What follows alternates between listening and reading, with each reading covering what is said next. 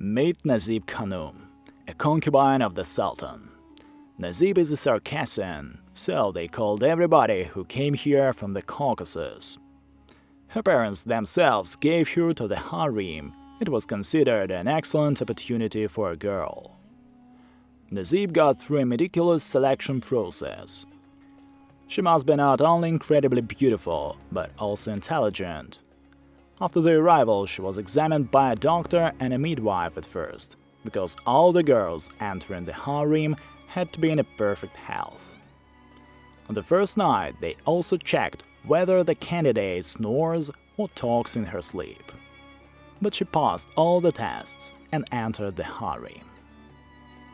Do you think she would spend half a day staying in bed without any hurry? You are deeply mistaken. She lived on a strict schedule like most harem residents. She got up early in the morning at 5 a.m. At this time, the sultans and favorites were still asleep. After morning prayers, Nazib went to the hammam, cleaned herself up, she had about an hour for all this, and went to school. Yes, you heard it right, to school. All the girls studied the Quran. They were taught dancing, playing instruments, having conversation, also making calligraphy, needlework, court etiquette, and of course they had to know all the preferences of the Lord. Each slave had to know how to pour rose water, how to bring his shoes, serve him coffee or sweets, fill a pipe or put on a cloth. The ability to compose poems and sing was especially appreciated. Of course, they were taught how to pleasure a man.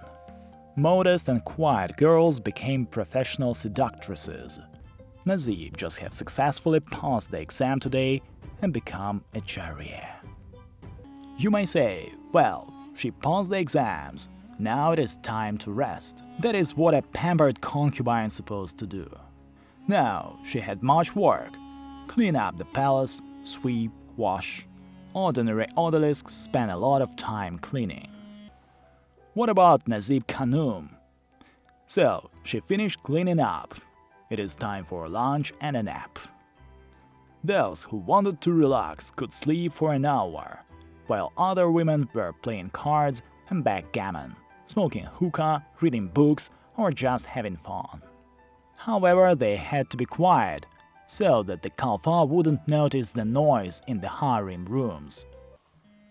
Today they present Nazib to the Sultan, along with the other who had passed the exam. He might have noticed her during a walk or at a party where she served. Anyway, the Sultan had sent her a gift and flowers, which meant that he was expecting her tonight. So, Nazib had to clean herself up with the help of her servants, and finally crawl on all fours to his bed, proving her submission, and kiss the edge of the sofa on which the master was lying. After a night spent with the Sultan, she would be rewarded and promoted for the harem hierarchy. Well, what happened next to our protagonist? The Sultan paid no more attention to her, and a few years later they decided to marry her to the court pasha. She didn't like the groom. He was old and the girl herself fell in love. In the palace garden, she met a young Greek ambassador. He was not rich and seemed to be thinking of an advantageous marriage with a courtier. But Nazib really fell in love.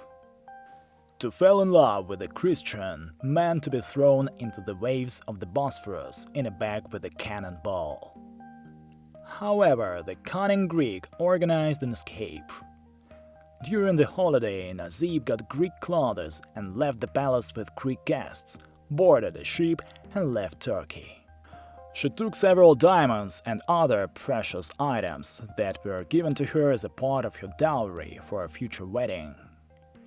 In Greece, she married her lover. It seemed to be typical happy ending.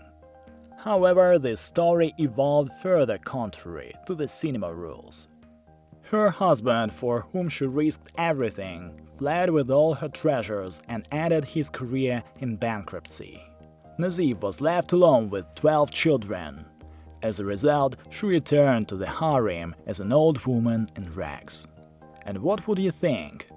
They received her kindly, didn't reproach and supported her and her children for the rest of their lives.